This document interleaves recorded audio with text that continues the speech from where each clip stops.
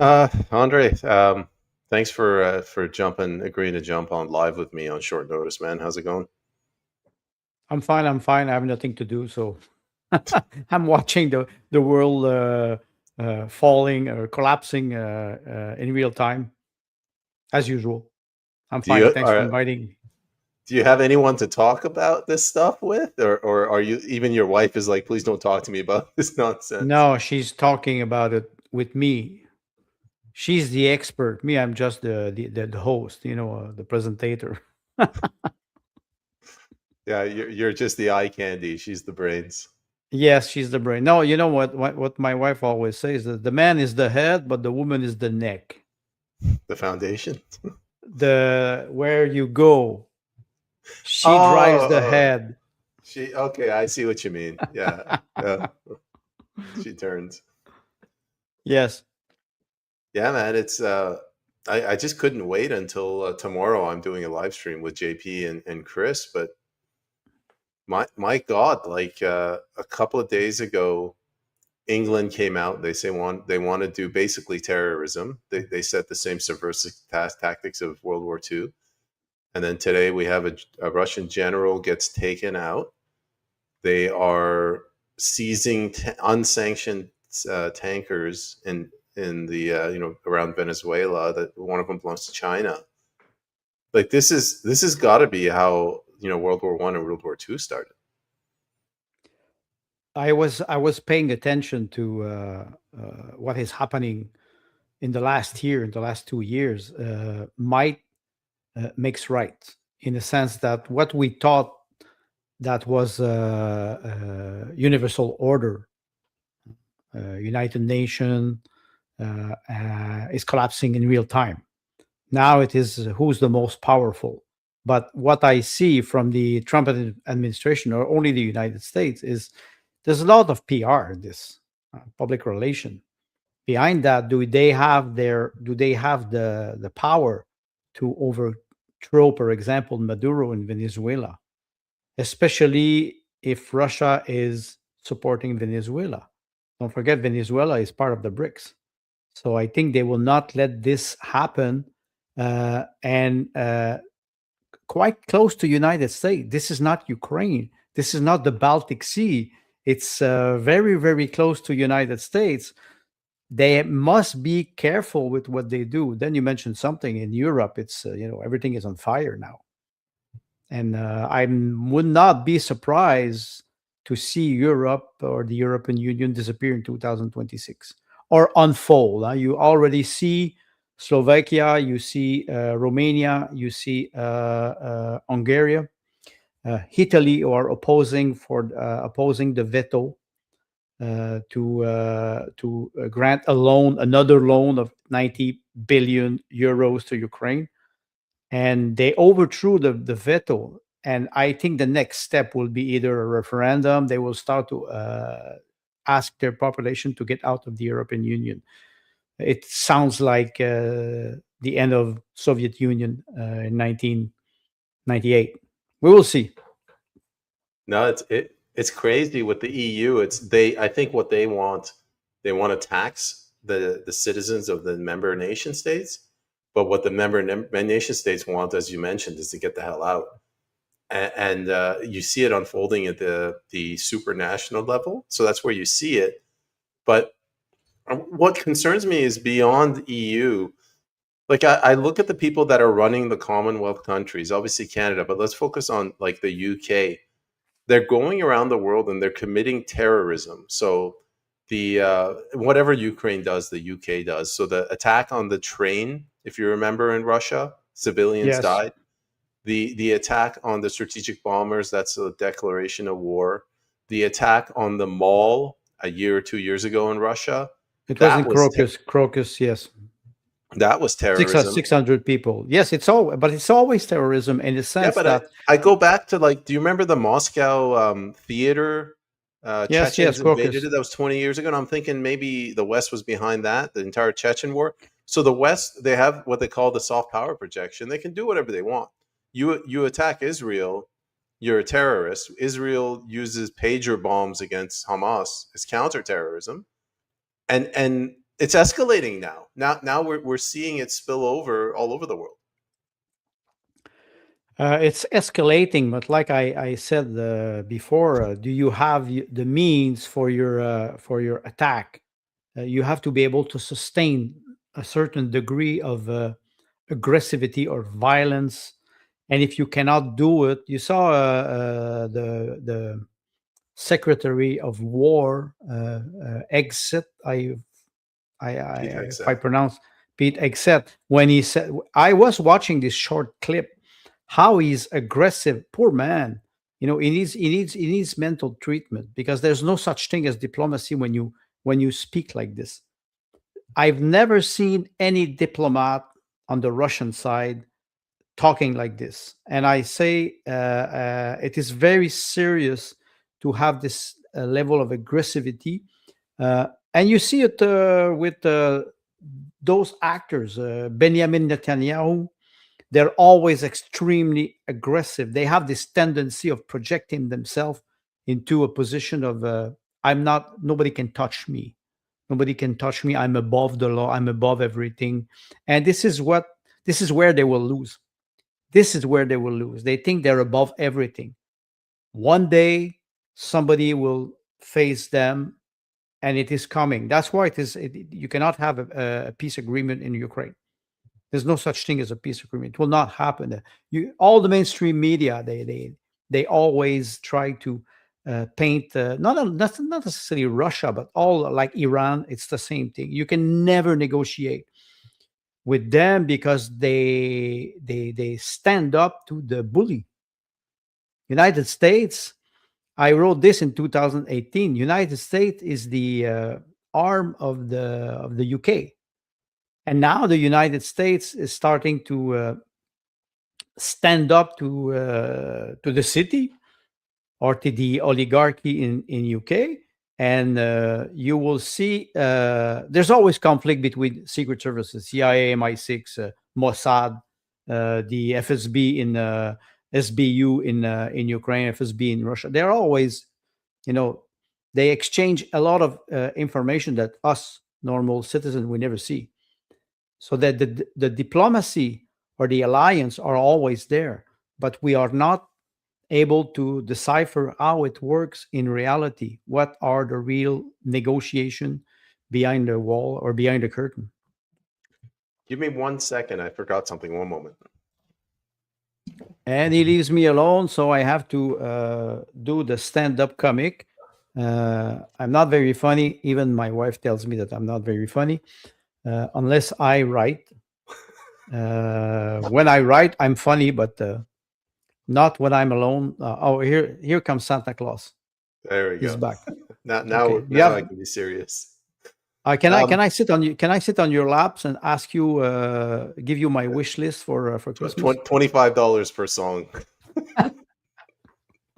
Man, you know what I was thinking about today? When the Ukraine war started and Zelensky, they got him out of a suit and they put him in the tracksuit, like his military fatigues.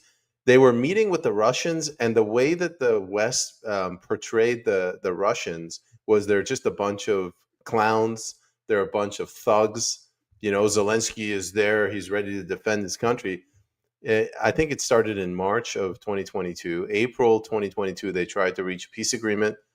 England sent Boris Johnson, to sabotage that, and Ukrainians have been dying ever since. And ever since then, you can see the people, as dumb as people are, and I always say, like, Canadians they're just politically illiterate. That slowly and slowly, they've been waking up, and they're seeing through this nonsense Western framing of the war. Like, nothing the West says really works anymore. Everyone's kind of realizing that, wait a minute, Ukraine they're not innocent in this. The West is not innocent. We're killing all these Ukrainians. So I don't know how much longer this can go on. I mean, technically, Russia's already won. They won. They won since 2022. It started February 22nd, 2022, and the idea was never to take Ukraine. The idea was to defend the population of the Donbass, and the population of the Donbass are Russian. They speak Russian. Their their tradition, their values are Russian. Most of them are Christian Orthodox, and they defend something which is what they call the motherland. Most of the people, like you said, are illiterate, and they don't. But they not only that they are illiterate, they don't want to get out of this psyop.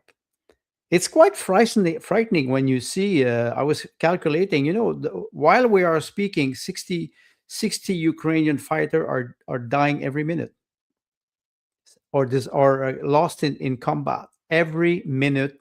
You have 60 men. We'll not talk about women because there's not a lot of women in the army, but 60 men dies every minute while we are speaking. This is what is happening since 2022. I insist on this because you have a lot of casualties on the Russian side too, but it's about 10-1. This is incredible. You are expert, Andrei Martyanov, Larry Johnson, Scott Ritter. There's another one, I forgot his name. He's very, very good. They always follow the number of casualties. It's a ratio from 10-1. And no matter what you say, you have a huge people are so brainwashed that they cannot get out of it. We saw it with the COVID mandate. They cannot get out of it. It's more comfortable. It's frightening when we look at this. Then you expect at a diplomatic level that people will be able to be rational. They will be able to discuss, let's say, security.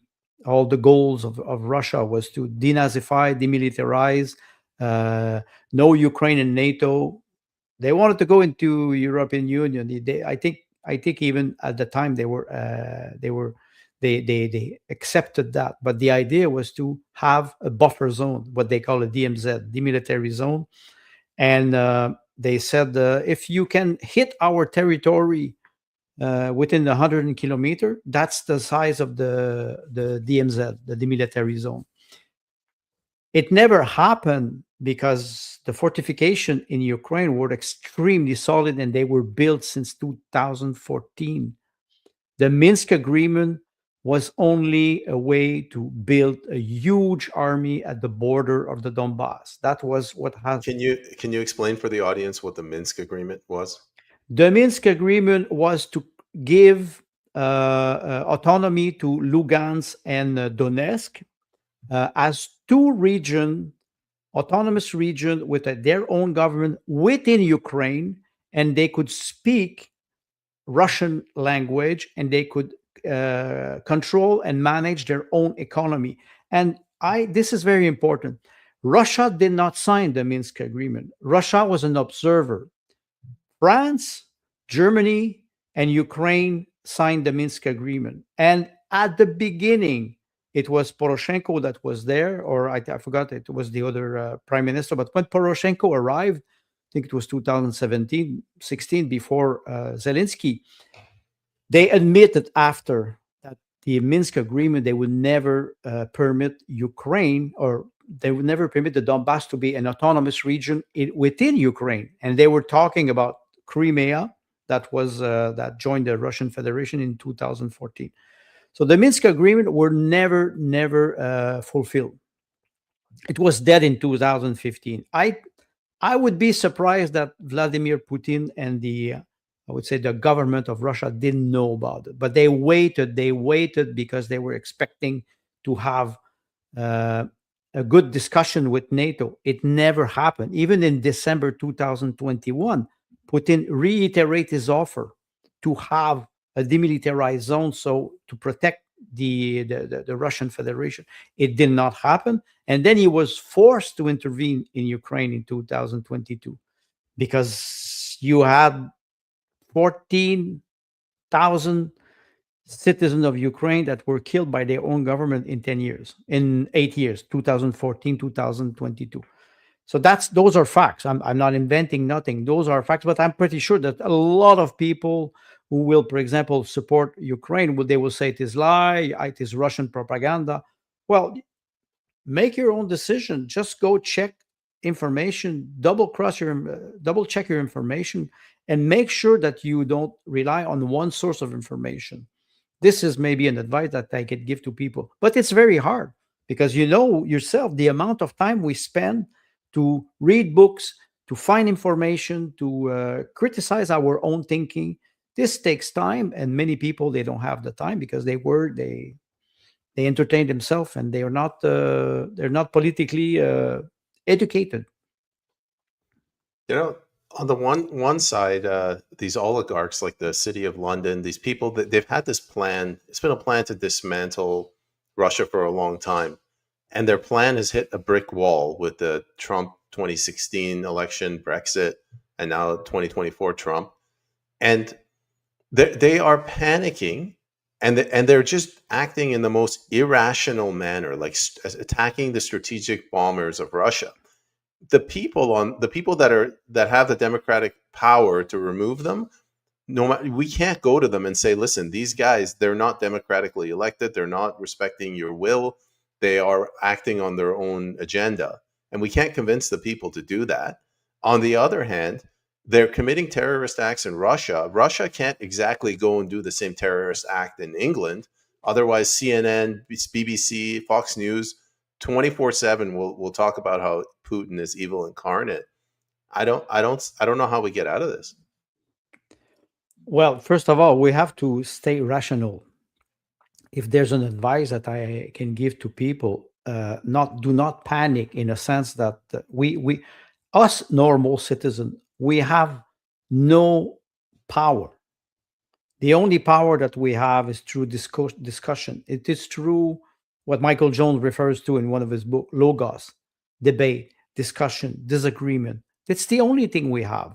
We can bring facts, we can bring data, we can bring opinion, we can quote people, references, but outside of that, we are powerless.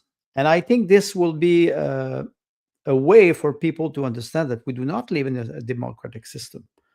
We are governed by a system corporation in Canada that will name or nominate people that will help them fulfill their plan. And you mentioned dismantling Russia. It's not a new era. It's in history books since the 17th century. This is not new. And you have many episodes through history where you saw the clash between the British Empire, the Austro-Hungarian Empire, the Russian Empire, and the Ottoman Empire. Those are great political systems, and they do not necessarily take care of their citizens. I can criticize Russia because I know a lot about Russia, and I can guarantee you the Russian economy is not what it looks like. Having an interest rate of 18 or 17%, where you have a small business and you can get a loan because the industry, the economy is militarized, it is top down. The inflation is about 8 to 10%. So 10% in Russia, okay, it's very nice. The unemployment is what 2-3%, but you have a big diaspora, a massive immigration in Russia from Tajikistan and Uzbekistan. The two terrorists who blew up the theater in 2023, I think, were from Uzbekistan. They were Muslim Uzbek, and you can see that. And you can see that in Russia, it's not so beautiful. It is nice. It's a strong country, but behind that, you have the heritage of the Soviet Union. The way the bureaucracy is built in Russia, it makes life hard for normal citizens unless you have a business that will work with the military complex or you are in the military domain. For the rest, it looks nice. I would say Moscow, St. Petersburg. It looks very nice. But outside of that, you go to Samara, you go to Rostov on Don, you go to Yekaterinburg, you go to Vladivostok. It's not the same thing.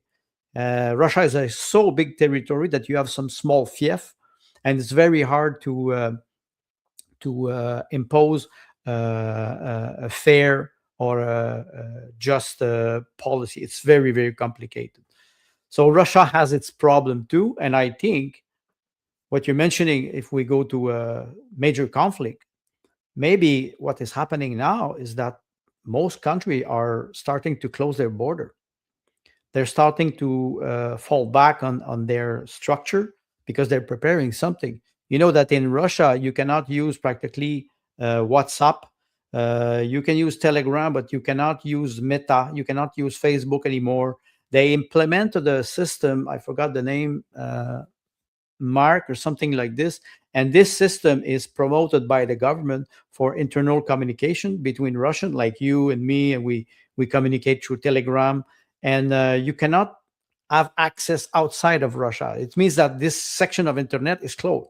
Same thing with Swift. They disconnect from Swift in 2023, I think, and now they have Mir. Mir replaced Visa and Mastercard. So they live in autarcy, but it has an impact on Russia. Uh, so my feeling when I see this in Russia, in England, in France, and more close to us in the United States, Canada, people they're starting to close their border.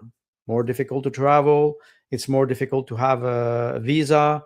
And now a Russian citizen in a European country, they move back to Russia because they will be deprived from their visa, or even if they have citizenship. So something is happening. I don't know what it is, but the tension is rising.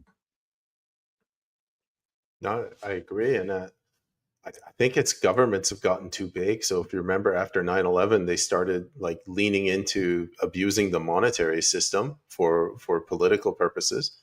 The CIA and every intelligence aid, but it's the CIA, the West, they went crazy. So the West created this internet ecosystem. The internet was created out of the US military.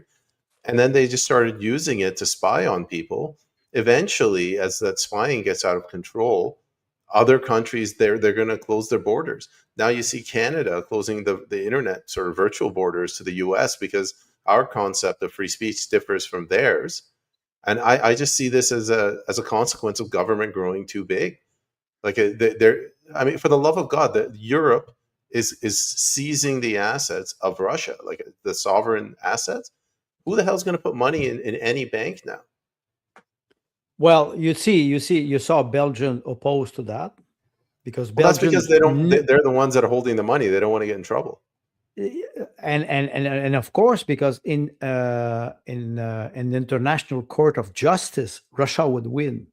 They know that because if you apply the rule of law, you have to be fair for both sides, and if else you destroy the United Nations, you destroy the World Bank, you destroy the International Monetary Fund. All those international institutions will be completely destroyed because there's no way you can apply this to 65% of the people of the planet. The Western civilization represents less than 40% of the people. Okay, 550 million in Europe, 350 million in the United States. Let's say 100 million in the South America, 40 million in Canada. But you have what? 4.5 to 5 billion people, China, India, Pakistan. You cannot compete with this level of I would say knowledge. And here we think that we are above everything.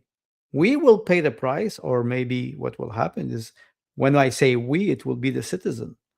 And I look at what is happening with the riots in European Union now with the farmer. It is rising everywhere. They don't want to step back. And even the government of Macron said, okay, let's have a truce for Christmas. The farmers said, we will not have a truce with you. No way. I'm not, I don't understand how it will go. I'm not sure, but they're killing livestock. It's not complicated. We're next. So now they're increasing the pace because they know that people are waking up. When you will say to somebody, well, I'm sorry, but you cannot buy meat anymore. That's over. That's finished. People will start to react. It takes time. It takes time, but maybe we're arriving at a point where people will start to wake up. You can see it with just in Canada how people they go 2 million people goes to a food bank. They just gave what $15 billion to Ukraine again. What is this? People they go to the food bank, and there's like close to 2 million people who goes to the food bank who go to the food bank every month. You cannot sustain this. You know, like I understand the argument that they're in panic mode, and they see that the people are waking up, so they're doubling down. That sounds great on paper, but I don't think when the Roman Republic started falling, I don't think it fell so quickly. It's been 10 years now since Trump got in 2016, 10 and a half years since Brexit. And I feel it over the course of a decade, it's ramped up astronomically. I have to believe that Rome, it took like generations for this to happen. But the level that they're doing it, and they're running out of money, so they're spending more money that they don't have. They're acting irrationally. Mertz and von der Leyen, they got sort of egg on their face because their plan to seize the Russian assets backfired. And I don't see any sign of them really backing down, even here in BC with the BC NDP. Well, you compare with ancient Rome. Don't forget, there were no internet at the time. There were no communication like we have today. Rome was a big empire. It was Italy, part of Greece, all France, or practically all France, except maybe the north, and even the north. Brittany comes from. It was a province of Rome. So the fact that the news were traveling very slowly, it was not the same. Today, it is so fast. I said this, I think, a couple of months ago. The events precedes the news, or the news precedes the events. You create the event with the news. It goes so fast. Even I'm pretty sure the level of knowledge that us normal citizens we have now, I'm pretty sure that the CIA agent in 1940 would have loved to have this type of information, because it goes so fast that even if we are censored or we're blocked, we can still find network of communication. In the ancient Rome, it was not like that. It was much more slow, and I think that maybe that's why we will see events unfold much faster. I would not want to be at the place of diplomat, actually, because as soon as they decide something, a strategy, maybe the strategy will be completely void after 5 minutes. What do you sorry, I was just looking at the comments. What do you think is going to happen? Because like Mertz, I think it was Mertz who came out and said that the German citizens have to consider sacrificing their sons to go and fight Russia, and the UK, the most ridiculous first name for an English woman, Blaze, the head of the MI6. She says that they're going to have to start carrying out terrorism against Russia. I think she called it subversive tactics, like World War II tactics. What are they trying to do? Are they just trying to posture, or are something going to happen? I think it's a posture. I think it's a posture. Take Kaja Kallas, for example, the vice president of the European Union who comes from Estonia. Those people are ignorant, not necessarily evil. They're so ignorant that they don't even know how to talk in front of a journalist or in a press conference. It is amazing how you see the level of incompetence. They have no clue what they're facing. It is not Russia. It is not China. It is not Iran or India. It is a shift in civilization. I will not even refer to the what they call multipolar world. It is a shift in civilization, in a sense that you arrive after 1945, 80 years later. The structure of what we call the United States empire is collapsing, and everything around. European Union, they are vassal of the United States. The British crown, or the British the UK were the part that was maybe the most subversive in terms of intelligence, if you can call this intelligence. This is purely terrorism, and they admit it.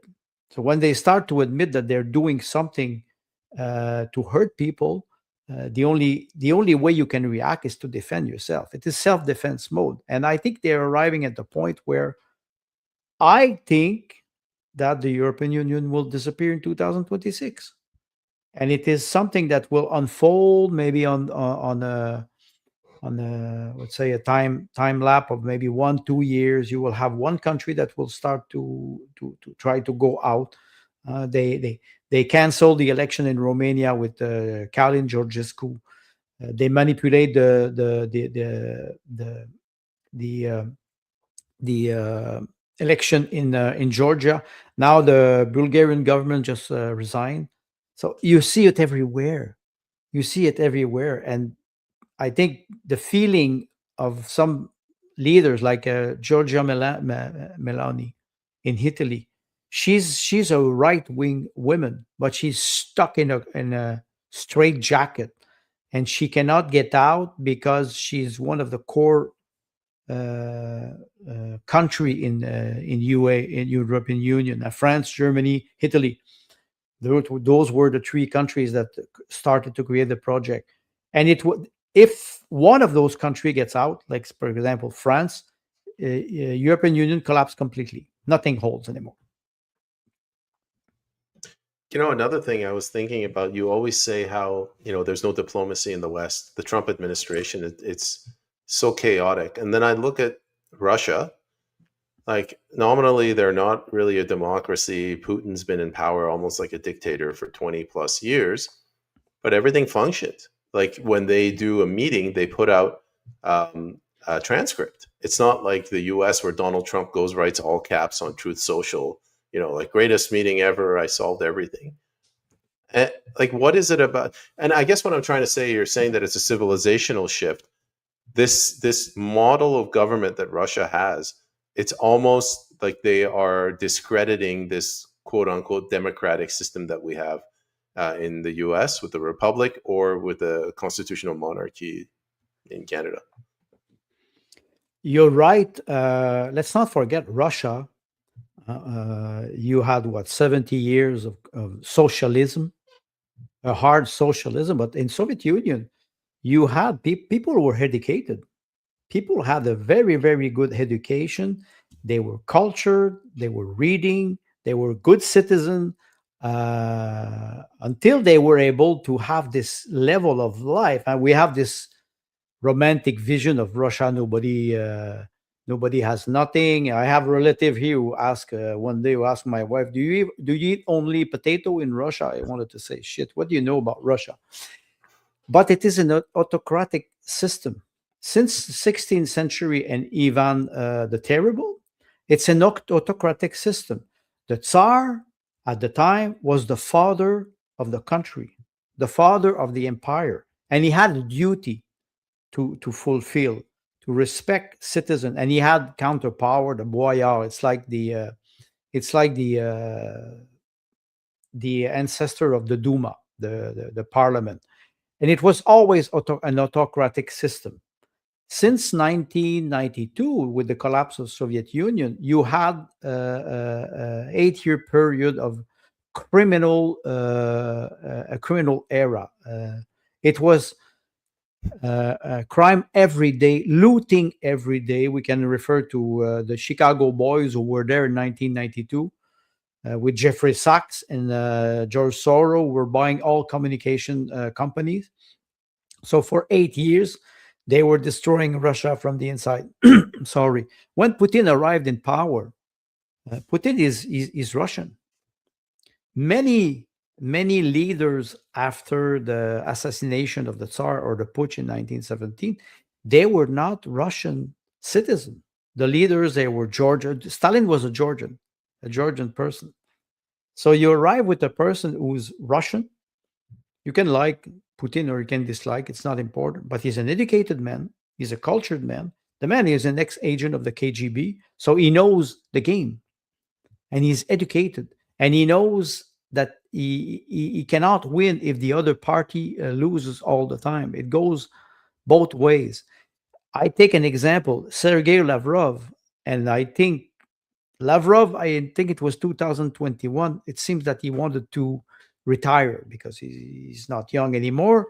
And I that's fantasy. But I think Putin said, please, Sergei, stay with me. I have nobody to replace you. There's not a lot of diplomacy in Russia, too. Huh? I watch many channel and I listen to many intellectual in Russia, and they say the high diplomacy of people who are educated, culture, they know three, four, five language. They when they travel to a country, they respect the tradition, the protocol, and they don't have that many diplomat because the school of diplomacy was destroyed too for what 15 years. They're rebuilding it, but to be able to build or to create or to educate a man or a woman to be a diplomat, it takes years. You need to learn a language, you need to learn geography, you need to learn history, economy. It takes time, and I think it was destroyed for, let's say, until 2010 in Russia because the control by the liberal in Russia is still very strong. So they have the same problem as the West. They're facing the same challenge. They will just address it in another, in a different way. It's very autocratic, but it's also very bureaucratic in Russia. And this is one danger for the country because they will face the same challenge.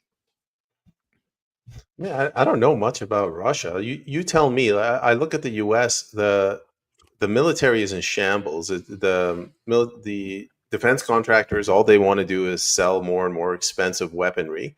They haven't really won a war that's been on equal footing. Like Russia's military machine has done like an amazing job, as you mentioned. They're killing them at 10x the Ukrainians. They've mobilized a war economy, and whereas the U.S. are like shutting down mines, they're outsourcing everything to the third world, and there's this constant fighting because the what democracy does is you got these two parties that just want to win. They don't have a shared vision for the country. So the Democrats want to win. Oh, Russia gate, Russia gate. The Republicans want to win. Oh, China, China, China. Whereas when I look at Russia, it seems like when Putin came in after 2003, they had a vision for restoring Russian sovereignty, Russian national economic output. Am I wrong in that? No, you're not wrong, but it took time. When Putin arrived in 2000, it took him practically 10 years, first of all, to have a good team around him. Because, like I said, the oligarch or the billionaire that were there, they had a lot of power, in Lukoil, in Gazprom, all those big companies that were national assets and they were privatized. It took time to be able to rebuild the structure, but there's a very thin line between respecting the authority or having an authoritarian regime. uh, we are people who don't like Putin, or Putin the dictator. Putin is not a dictator, he's a political leader, like Mark Carney is a political leader, like Donald Trump is a political leader, like Macron is a political leader. They are at another level, and you can use authority. You can use your moral authority. But if you have people who behave badly all the time and they always defy your authority, one day you have to punish them. One day there's no other way. We call this accountability. And sometimes, and it's quite fascinating, sometimes it comes back from the bottom. Sometimes the president has to act because the anger in the society is so big because of bureaucrat. Like I said, Russia is a big territory, and you have those oblasts. They're practically controlled like fiefdom. You have a landlord, and he's practically doing everything he wants, and the citizens are paying. But when Russia mobilized, it goes quite fast to the Kremlin. They know that if Russia mobilized, they can not necessarily overthrow government. They can create a lot of problem. So this idea of having a tyrant in Russia is completely ludicrous. It's It's a nonsense. Is it a democracy? Do we have a democracy in Canada? I would ask, first of all, I would take care of my own garden. I will say, let's fix our system first before trying to fix the system of other people. Let's Russian decide what they want, and let Canadian decide what they want. I have Russian friend, I have Ukrainian friends. Sometimes they criticize Russia all the time. Said, well, if why you don't criticize Canada? You live here, you're a Canadian citizen, but most people from the diaspora, they are not comfortable. They're not comfortable to criticize the country that graded them citizenship. Russia is not a dictator. It is not a dictator at all, but it is an authoritarian regime that sometimes push back the boundaries of what we would not accept here. But let's not forget, people were jailed here in Canada. People had their bank account frozen. How many hundreds of thousands of people lost their job because of the COVID mandate? Let's not have double standard. Let's look at our own garden and fix our own problem, and we can after that maybe give lessons of morale to other people. You know, I'll never, like people, you ask people when did they wake up, and they'll say like, oh, 2008. I remember the exact date. 2020. You had November 3rd was the U.S. elections. November 4th, I had to catch a flight out of the country. I went to the Middle East, sold all my money. I come back, tail between my legs, December 4th. I had a 1-month visa. And I said, thank God I am a Canadian. I'm going back to a civilized country with the rule of law. I get back. The country was like a circus. Everybody is running around thinking that COVID's like it's the bubonic plague. Nobody would believe me when I told them I caught COVID on the flight back, or the flu. And I said, it's not that bad. I mean, it's just, I was drunk the whole time. I had COVID. I bought a bottle of whiskey in Heathrow. I'm like, I'm drinking this. I was in the Middle East. So it wasn't, you kill all the virus with I this. killed the virus. Yeah, yeah. Forget ivermectin. Cheap whiskey does the job. Um, but where I was going with that is you and I, we have a podcast with Timothy Knight, and we've been doing that for over a year now. What started out as we are a capitalist society, we have free markets, to now you've been talking about the social credit system. I'm looking at China or Russia.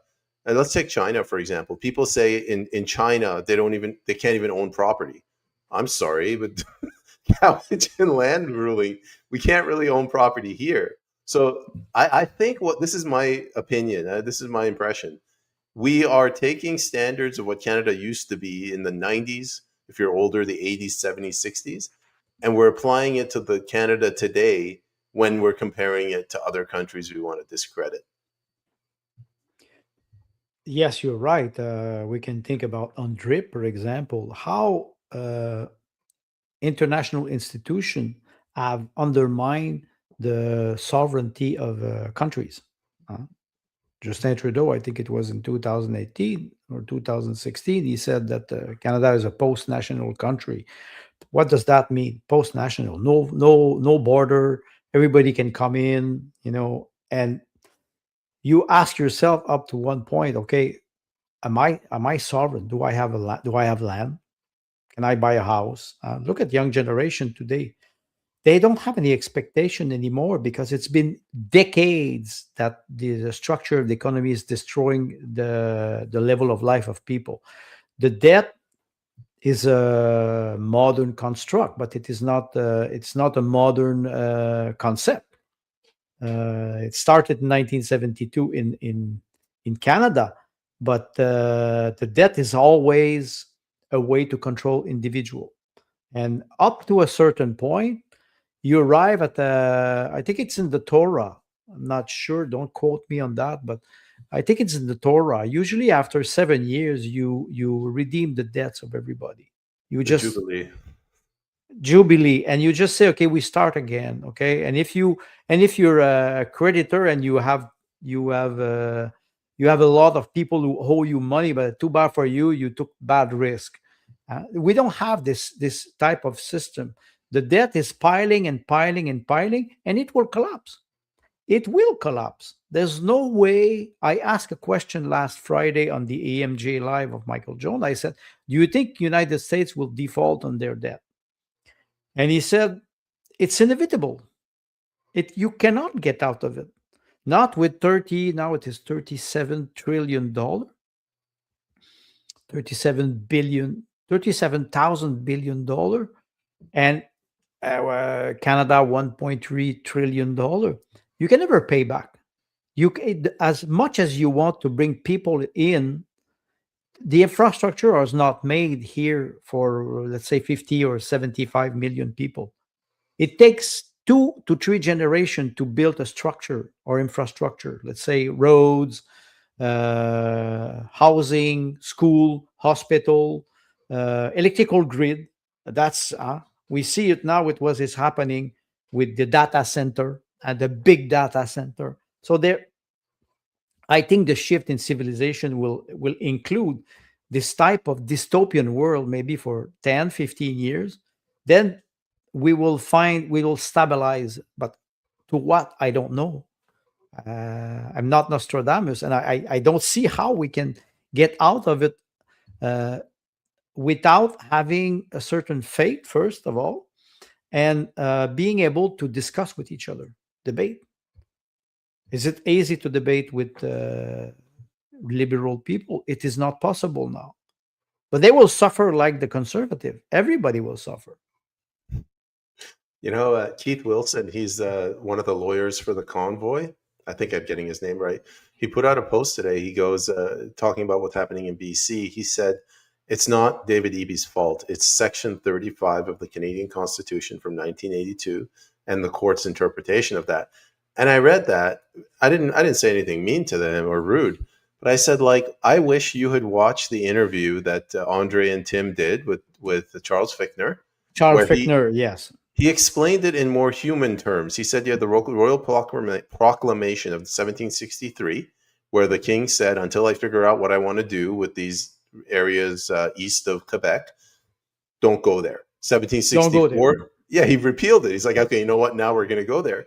Pierre Trudeau comes in and he just misinterprets that, puts it into the charter, the Constitution, and now after, was it 50 years after that, 40 years, 1982, now Yes. it's come back to bite us.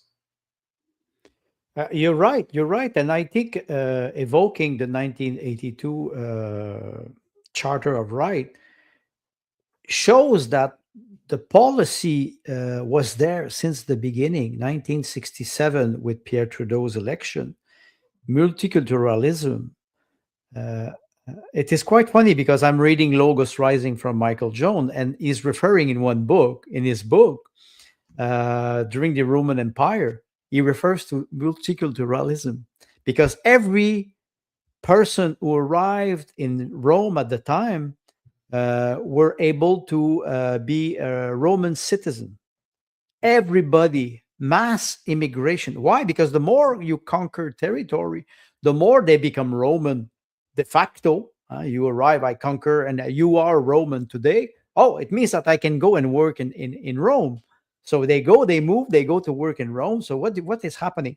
Most people, they don't go in village, they go in big cities, Montreal, Toronto, Vancouver, Calgary. They go there and they start to, or Brampton in Ontario, but they go there because they create a community, which I call a ghetto. They stay between themselves. So I think this concept of multiculturalism is an old system that was recycled by Trudeau to undermine the sovereignty of the country. And the problem with BC, from what I see now, from the perspective that I see after the interview with Charles Fichtner, is that again provinces they act individually, trying to defend. Let's say David Eby. David Eby is honest and he's defending the interest of the British Columbian citizen. You say, okay, it's okay. You will fight against Alberta, against Quebec, against Nova Scotia because you want to. But it's not what is happening. They're all above the law, and they play citizens against each other. They play them against each other, so you arrive at a point where they don't know who to believe. Who can we believe today in politics? Why people are disconnected completely? Because they don't believe in nobody. They're suspicious of everything. That's what I'm suspicious of everything. But I'm an old bear in the You live forest, in the woods. so I live in the woods. But normal citizen, it's not normal that you're suspicious of the government. You're suspicious of the civil servant, even at municipal level.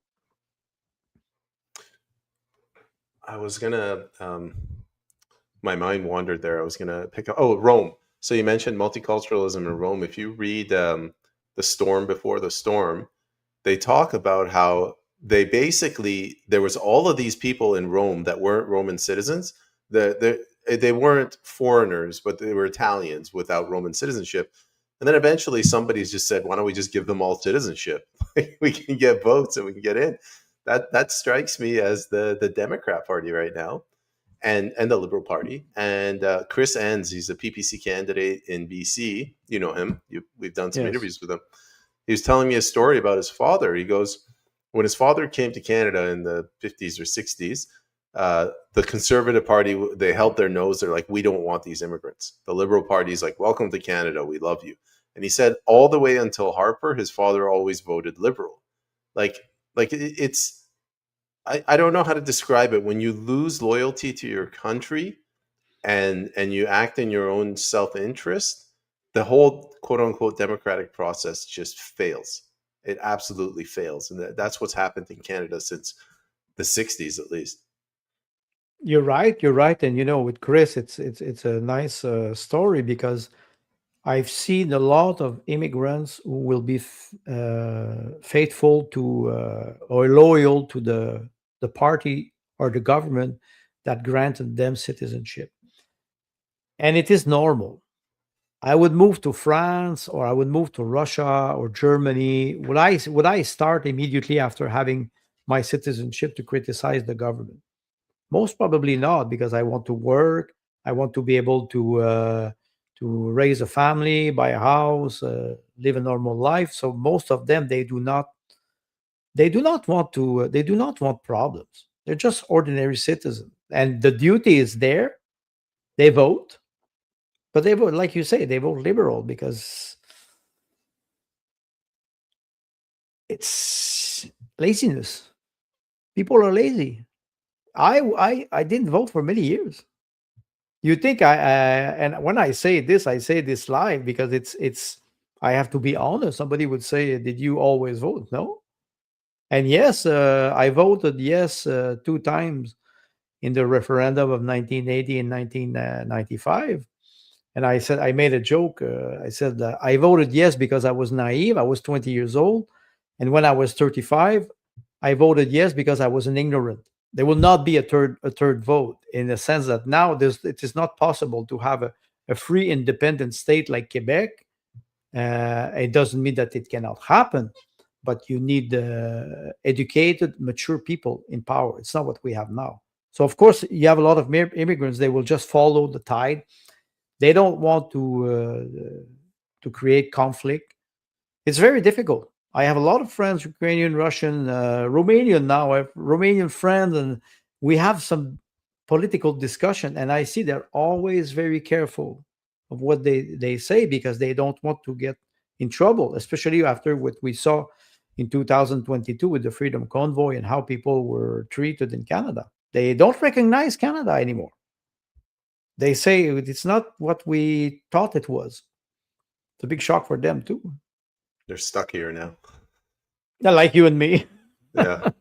Man, I remember I was thinking when I was a kid, we went to Germany. So 87, 88, we were living in Germany. And it was very difficult to get citizenship there. So Germans at the time, they were very proud, patriotic.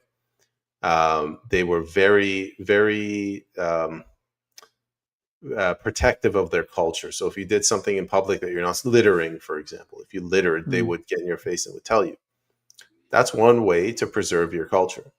When we then came to Canada in '89, um, everybody was nice. In my heart, I believe that in 1989 we still had a functioning political system with political leaders, and whether liberal or conservative, They both loved their country, Canada, and they wanted to promote the culture of Canada. So they would politely tell you, "This is how we do things in Canada. These customs." What I'm trying to say is, at some point, maybe it was mid '90s, late '90s, when the Liberal Party just went off the rails and they abandoned this and they adopted this post nationalism. They brought this like self fulfilling prophecy, that this negative feedback loop, that where when they get more people to come in, the Liberal Party, they shed more and more of the Canadian culture, and they get more people and more votes, and the next thing you know is Justin Trudeau. Well, you destroy the identity of a country, or the invasion is very simple. You don't need to do a war to declare war to a country.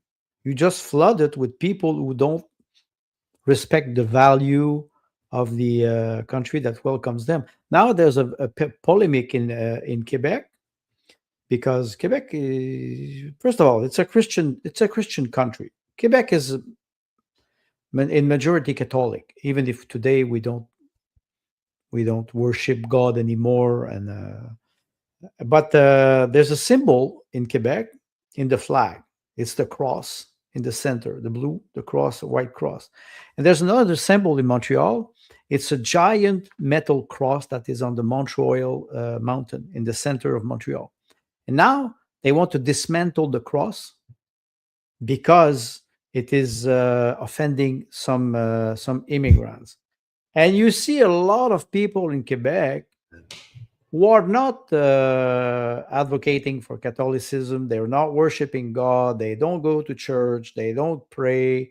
They don't care. But now they're starting to say, wait a second, you go too far. And will they go back to Catholicism? I don't think so. I'm not sure at all. It's something that it comes from the heart. It doesn't come from a political perspective. But now there's a lot of people saying, wait a second, you are destroying our identity. And this cross is a symbol of the Christian heritage in Canada. If you dismantle this, and you will arrive at a point where people will start to rise and defend their culture. The Bolshevik did this in 1920. They were destroying churches, killing monks, killing priests. They destroy faith in the name of Bolshevism, or socialism, or the ideology of communism. And even Stalin in 1942, when he was losing the war, he had to reopen Yeah. churches and let people pray in churches, because you cannot win without faith. It doesn't work. You will not go and die for your country if your country does not exist. Merckx in Germany, or this general in France who said, we have to accept that we will lose our children to save our value. Which value?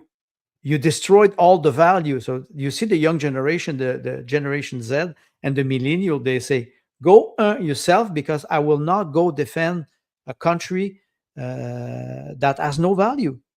Individualism has destroyed all values. And what we try to do, we want to at least preserve what we still have and maybe rebuild.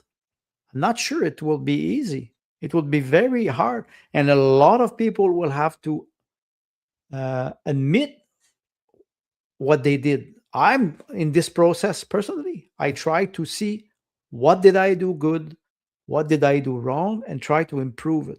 But it's start by each individual has to start. It's not that easy. I was thinking about Iran. If the audience doesn't know, I was born in Iran in '83. I came to Canada in '89, and Iran has a whole bunch of ethnicities. So I'm not Persian, I'm not Farsi, I'm Turk. Like, I'm Turkish. So you have Turkish, you have Esfahani, you have Lor. I don't even know the name. You have Arabs, you have black people, you have Asian looking people. There's the whole bunch. When Iraq invaded Iran, there was, for something in that country, held everyone together, and they rallied behind this crazy dictator, Khomeini, and they fought back against Saddam Hussein. Canada right now it's kind of the same. It's not as bad as Iran. We don't have 50, despite what people think, we don't have 50 ethnicities. We have multiculturalism that's messing everything up. But if America invaded, I'm not going to fight. If Russia put boots on the ground, I don't think most of these people would fight. When Trudeau said this is a post-nationalist state, I mean the guy's a fucking moron, but I think he was right in his observation. He's like, yep, mission accomplished. I've destroyed what it means to be Canadian, and now, like you said, like the people in Germany, they're like, what do you want us to fight? Fight for what? Like, what do we have? What have you left for us? Well, we have this battle now, or it was always the battle between the left and the right, the liberal structure or the conservative mind. Now it's not the same battle anymore. It's not the same war. It's the war against a global system, which we call usually totalitarianism. This is not a word that we invent. Totalitarianism. I would advise people to read The First Circle of Solzhenitsyn. It's a novel, and in this novel, there's a monologue from Stalin. Solzhenitsyn was a very funny writer, and he's making Stalin speak. Oh, I'm the great. I'm the father, the father of the people. They will worship me when I will be dead. And then he stops and he says, "But when I will be dead, I will be up there. And what if they forget me, or what if there is a God?" And he's making Stalin thinking or about God, and no, no, no, no. Maybe they will be able to invent a cure so they can make me immortal and everything. You arrive at this point where you have people who think that they are gods, and it's not uncommon. When you're a multi-billionaire, you have everything you want. Nobody ever told you no. You can bend politics. You can buy politicians. You can arrive at a point psychologically, and you will say, I'm so powerful that I'm close to God. Think about Bill Gates, or in another era, Elon Musk. Elon Musk is now his fortune is evaluated at $600 billion. In one strike of a pen, he could pay back half of the debt of Canada. One strike of a pen. That's quite impressive when you think of this. So the man uh, can say, "I can do whatever I want." So you know, mankind, human being, they have a very men. They have very big egos, and some of them they have more egos than other. Globalists, what we like to call them, they think they are above the law. So it shows that our system has to be reconstructed from the bottom. It doesn't mean that and I think Tim Knight always mentioned this, the institution or those concept foundation that we have since the Greek, they're good, but it's people who are corrupt in those systems. I'm out here alone on my own here in the farm, so I have a lot of time to think now, and I'm reminiscing on like when I was a child, and I was in the Middle East a lot, and I'm trying to think, what has changed. What's the main thing I've noticed that changed is freedom, like responsibility, freedom. The emphasis on the individual is eroding. So whereas before you would go to the supermarket and you buy coal and you come back and you barbecue, now you have natural gas that's delivered to you. Before, like you would go to a gas station and you would interact with the gas station. If you remember, if you're old enough, you would gas up and then you would go pay. Whereas now you have to pay before you gas up, and that pays through a payment processing system that's controlled centrally. Like people, or Timothy Knight mentions how he grew up in a house without running water. His father had to go get buckets of water. That reliance on the family unit's not there because the state has stepped in and provided services that before the family would provide. Well, you mentioned Tim and running water. You go in some indigenous reserve, and they still don't have running water. So, That's for but different reasons. That's for corruption reason. no, but I'm old enough. I used to be a fuel man when I was 12 years old. I was a fuel man for a transport company, and I was fueling diesel for big truck. So I know what you mean. My uncle had a garage. The idea that you mentioned is trust. People don't trust anymore each other, and this is difficult because when you start to have to suspect your neighbor, your friend, your family, your colleague, you develop this anxiety, and you don't live in peace. You don't live in peace because you're always worried of what will happen tomorrow. Instead of living present time, you always expect something bad. It's funny because I know Russian people. Russian, they say if everything goes well, a Russian person will destroy something so he will have something to do. So he will destroy. His, that's in the mentality. It's a joke, but in reality, you're right. We lost trust. First of all, we have to trust ourselves. Personally, we have to trust ourselves. Then we have to try to trust our neighbor. I admit it is quite difficult to trust my neighbor now because many of them followed the narrative during the COVID mandate and they were ready to put us in jail because we Yeah. disagreed. So this is quite difficult to rebuild. Some maybe it will not be possible to rebuild because you cannot rebuild if the crime is not recognized and the criminal are not punished. If you don't want to have reconciliation, you have to start there, and we're not there yet. Even 6 years after this, what I call psyop, we're not there yet. But I think, and there's a lot of people who follow the narrative and they regret it, but their ego is so big that they will not admit it. It's difficult. I admit it is difficult. We have to be patient, I suppose.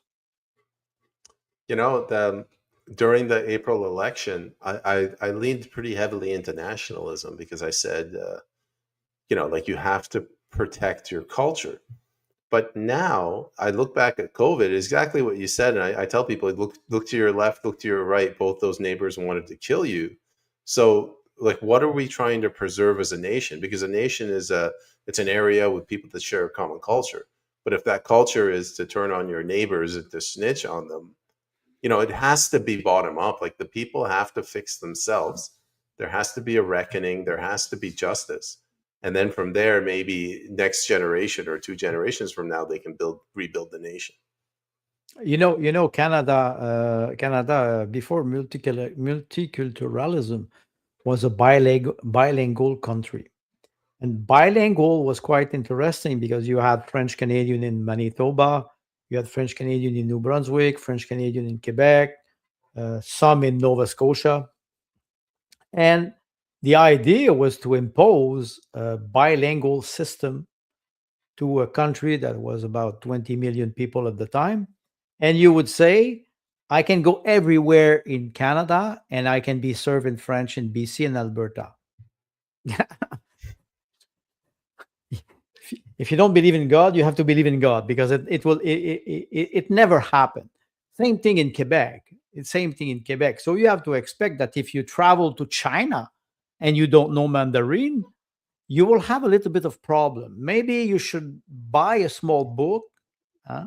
And you should learn a little bit some words because when you will arrive there, it's too bad they don't speak English, especially if you go in a small village. Same thing for Canada, but now Canada is a big country. With internet, we have this possibility, not necessarily to learn 25 language, but we have the possibility to communicate. Strangely, we communicate less now that we were communicating with our neighbor 20, 30, or 40 years ago because we did not have this chance to communicate with everybody. So if we wanted to talk to somebody, we had to go outside and knock on the door of your neighbor and have a coffee, and you can discuss about nothing. Now, internet gave us the illusion that we are international, but we're not.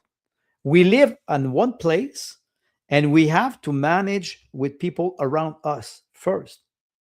You and me, we are colleague and friends, but we never met in reality.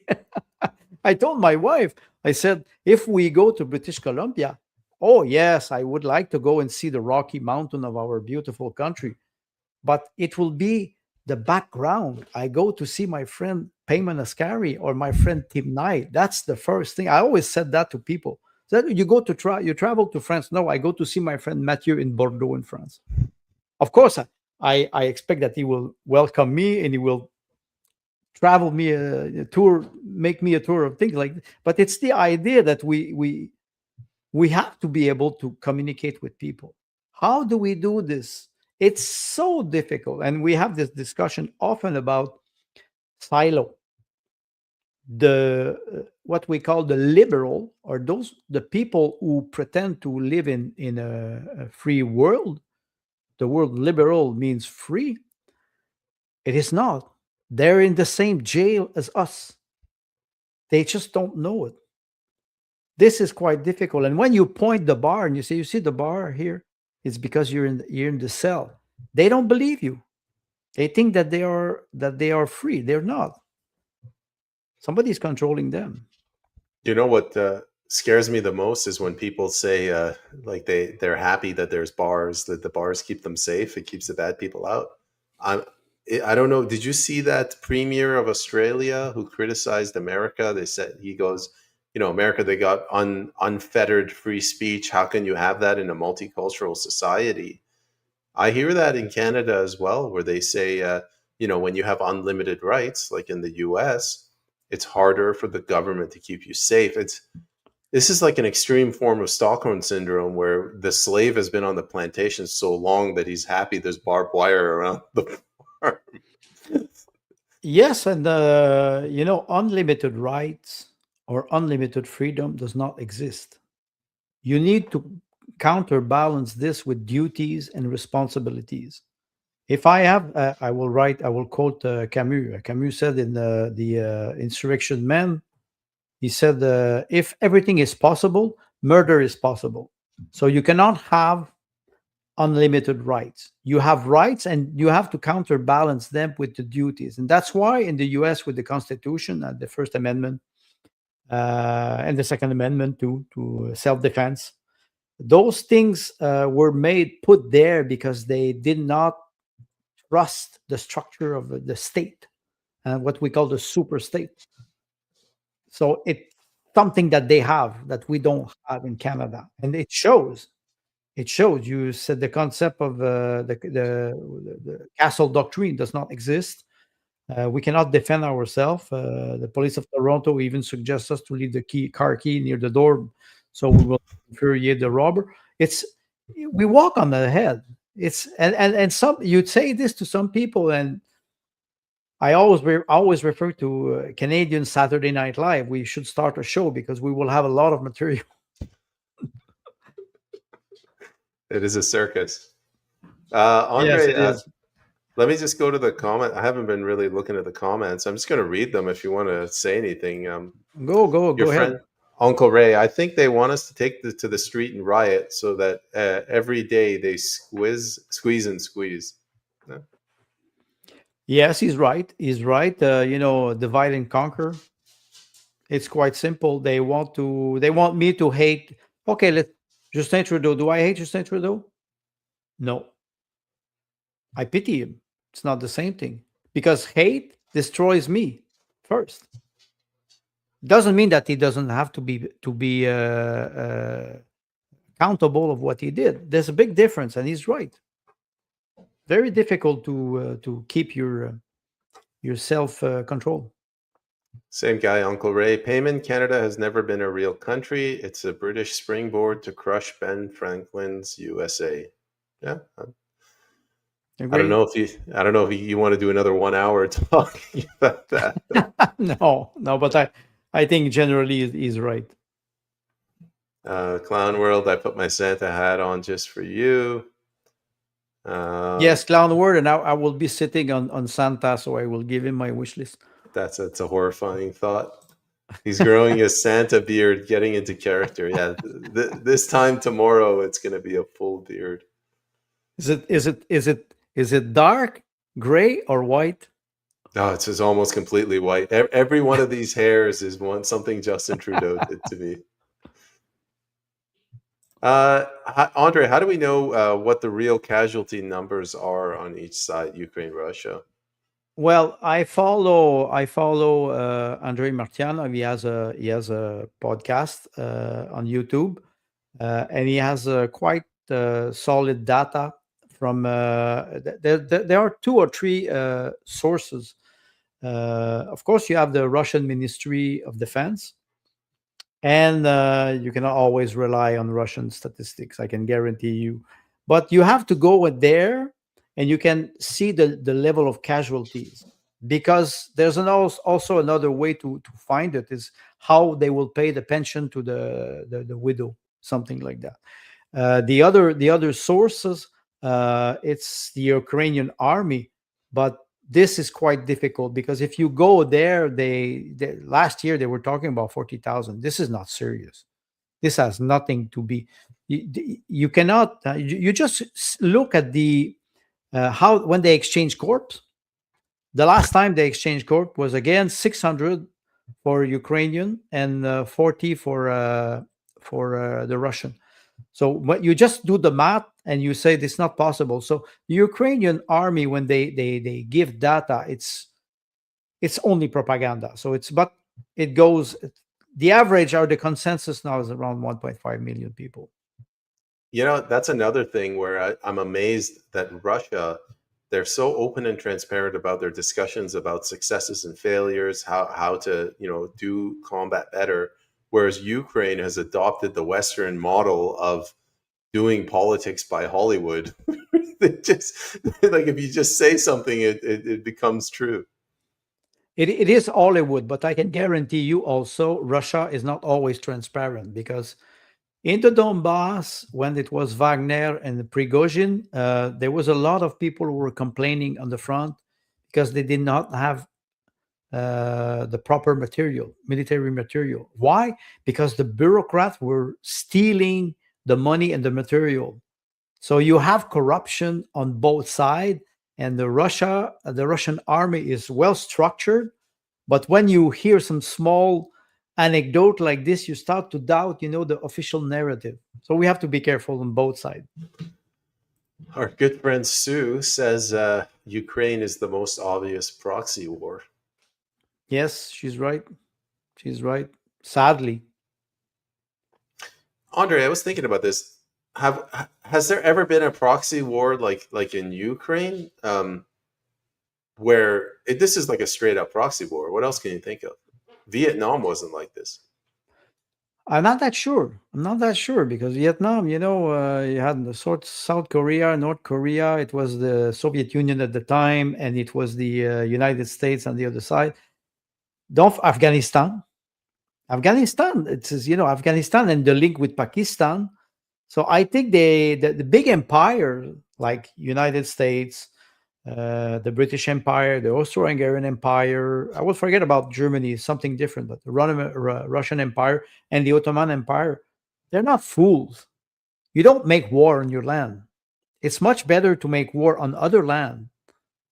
And it is something that the British were very good at with colonialism. They were very good to why they had the biggest navy, the most powerful navy on the planet, is because they were able to transport war outside of Great Britain. I had an interview with Tom Luongo and I said something and he got really uncomfortable, but I said this won't stop until one of the Rothschilds' private jets blows up midair. Unless these people Well, feel pain, they will not stop. well, we make jokes all the time about how our leader could be hit accidentally by a missile or something like this. Of course, those are jokes. We do not expect nothing to our great leaders.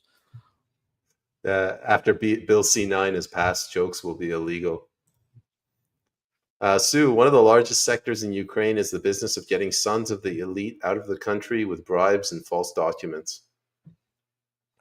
60,000 Ukrainian citizens per day are crossing the border actually in Poland and in Hungary.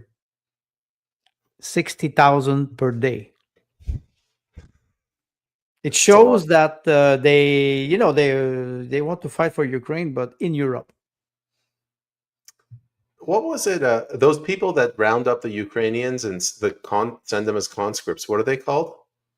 They have a name. I think TSC. I forgot the acronym, but yes, they are. They are. I heard. Come on. I heard like at first they would beat the people up if they resisted, but then the people started moving in pairs or threes, and one like slit the throat of one of these guys. They're Well, fighting there back. was one.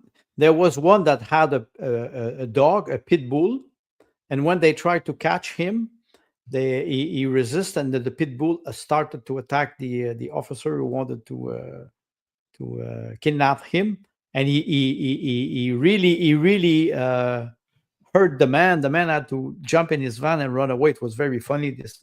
It is not funny, but and you have this now. You have this tactique in Ukraine, especially in Odessa, where people, men, they disguise as Jewish Orthodox. And Jewish Orthodox, they cannot be touched. They're exempt from military duties, and now they're starting to disguise, and they want it. Now it is a running gag in Odessa. So we laugh, but it is so sad to hear and see what is happening. Ukraine is it is a black hole.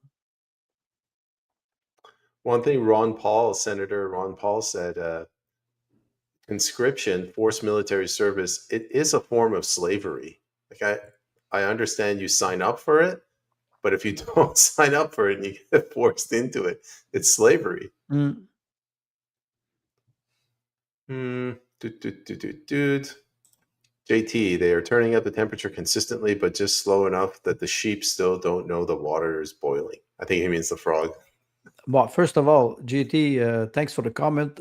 Yes, it is a frog, and I know because I'm a French frog, so I'm used to hot water. Yeah, no, I agree. That's what really worries me about what we were talking about earlier, Andre, where I said like they're losing the leadership, but they're escalating things and they're speeding things up. It's almost like they don't care, and eventually people will have to start either waking up or jumping out of the boiling water. What else do we got? Putin is now talking about reducing mortgage loans for each child a family has. Guess who else did that for his people, but no one addressed to talk about. Is this true? I don't know. Yes, it is true. Viktor Orban did the same thing in Hungary. But in Russia, this is the official language. The demography in Russia is still falling.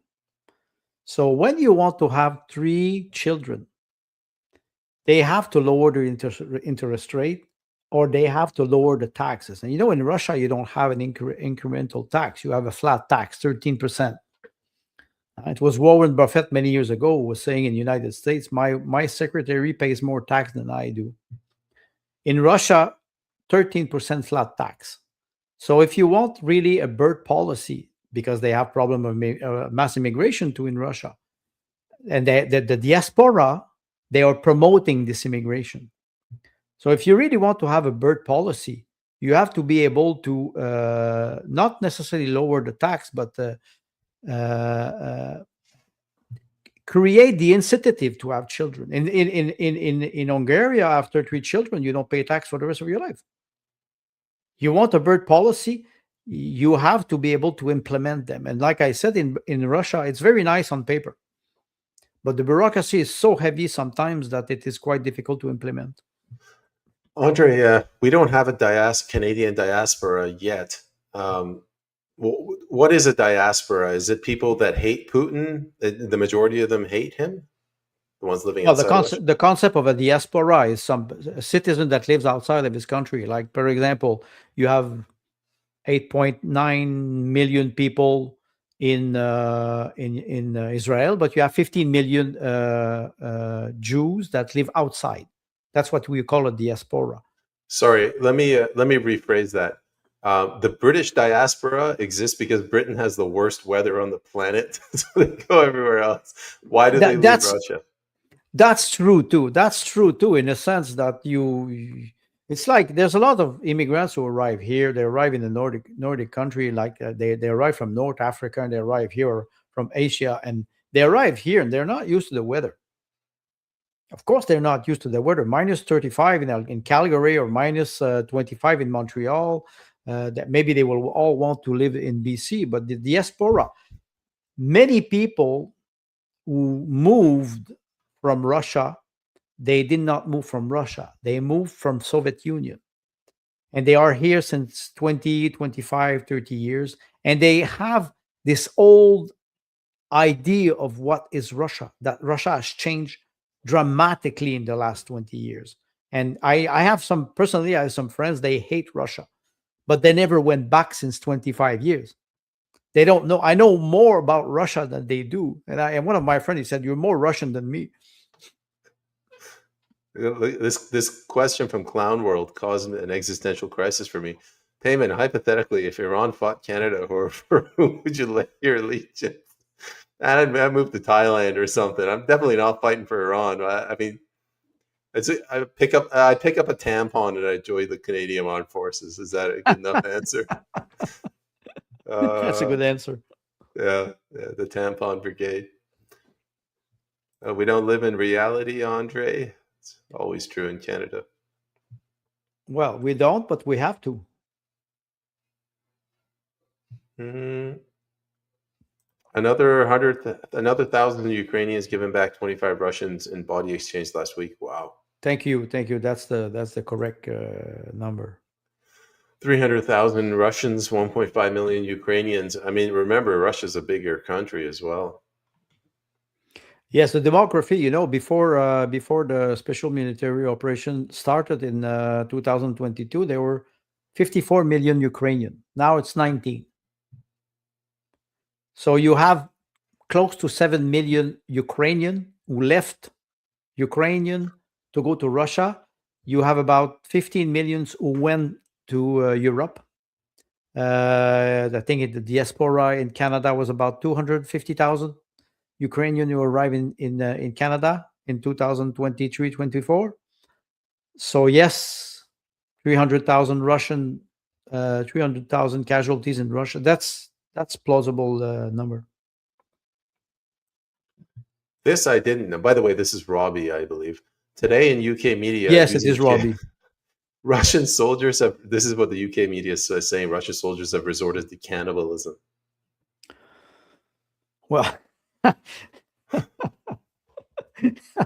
like I said, you had the Monty Pythons in UK, yeah? So I think they are back. They're back live. Do you remember they hijacked the BBC the Monty Python? website? Do you remember the Ghost of Kiev? Do you remember those the fighter jet, like 12 Russian jets, like all these lies? It was worse at the beginning. I think they got humiliated, but now it's saying that there's cannibalism. Come on, man, they're losing. It says and Robbie is well informed about what is happening in Russia. But you have a lot of oligarchs. They have the porn industry. They have the drug cartel in Ukraine, because go to fight a war in the front where you know that you will die. You will rely on prostitution and you will rely on drugs to keep on going. This is a reality. Yes, Zelensky arrested another Orthodox priest. Jesus. Russia will take Odessa. Haven't they already? No. It's funny because in the space of Sukin and Dyer, I think it was last week, I made this prediction. I said Russia will take Odessa. It's not because they want. It's because they will have to. And we can say Odessa was created by the Great Catherine. So you can think about all the structure of the Russian Empire at the time, and you can start to reconstruct the structure of Europe, including the Ottoman Empire. Did you see what happened with all they renamed those countries like Turkmenistan, Uzbekistan, Tajikistan. They call them Turkmenistan now. It's a region. Oh, the Greater Turkish Project. Exactly. So now they're starting to say this will be my zone of influence. So I think it will be the same thing with Odessa. They will say this is my zone of influence. Will Russia take Odessa? Maybe not, but it will be a zone of influence, a very strong zone of influence. I am amazed that Russia has shown so much restraint. Like, as I mentioned, they can't exactly attack England directly, but uh, if I was Russia right now, I'd be thinking, unless we do something drastic and make an example of Ukraine, NATO will just keep trying again with a different country in Azerbaijan maybe next time. But I mean, they have killed a whole bunch, like a massive amount of their military. I get that, but they have to make an example somehow. Yeah, Draw a red line. the mentality of Russian people is not conquer. When you look at the history, and I would advise people if they want to read a very beautiful book, the title is The History of Russia and Its Empire from Michel Heller. He was a Belarus writer. He was a professor at Sorbonne in Paris. It's a very, very long book, 1,300 pages, but it reads like a novel. He's very good. He's quoting many historians, and he's showing that Russian structure, the Russian mind, is never conquer, defend, protect, but never conquer. Because when they were not invading, but when they were settling a conflict, if I can use this expression, they were promoting a regional or a national government where they could keep the language. You have 167 nationalities in the Russian Federation. This is quite amazing. And think about Odessa, where there was a civil war in 1917, 1918, 1919. There was the hetman, who was a pro-Bolshevik, the Red Army, but you had also the White Guard. That's why it was so conflictual, because you could not. I think GP Berg mentioned it. The concept of civil war in your last episode. You don't have friends in the civil war, and that's the most dangerous part, because you live in an anxiety all the time. So Sounds Odessa like was COVID. was well, Odessa was part of the civil war in 1918, 1919. It was very bloody. And so the Odessa is has a history. And don't forget one thing: 2014, there was this massacre, and they burned 40 people alive in a building in Odessa. Those were the Azov and the Pravi sector, or those extremist Nazi who set fire. Russia, they have one thing that they don't forget. That's an advice. That's what will happen. I don't know. We will see. Yeah, I remember. I heard about that when they burned the people alive in the buildings that they tried to jump out. They would beat them to death. Exactly. Exactly. Like like these people, they're white ISIS. They're like ISIS Al Qaeda agents, except they're white, and they're in Europe. I don't think England's thought this through. I don't know if Germany's thought they're going to make their way to Germany, England, France. Well, the danger is, and I had many discussion about the Russian Ukrainian identity. Why do they hate Russian so much? It's if it is only a question of territory, and they would say the Donbass would be Ukrainian. Why you would not let people who wants to live there speak Russian? The funny part is when you listen to the debate at the Rada in Ukraine, in Kiev. They all speak Ukrainian. When they start to swear, they swear in Russian. And I can guarantee you, as soon as you catch them off guard, they switch very fast to Russian, because Ukrainian is a dialect of Cyrillic. It's a common language. It was the same thing when I was working in Azerbaijan when they got drunk and they started swearing it was Russian. Exactly. All right, Andre, it's been an hour and a half. It's a good conversation. Let's see if the world is still here tomorrow. Oh, it will be there. It will be there, and we can just pray and wish Merry Christmas to everybody. Maybe if we pray for peace, we will influence with our good energy our leaders. Maybe they will listen to this type of message. Let's hope so.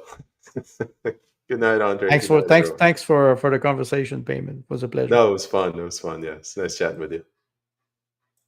And thanks to our audience.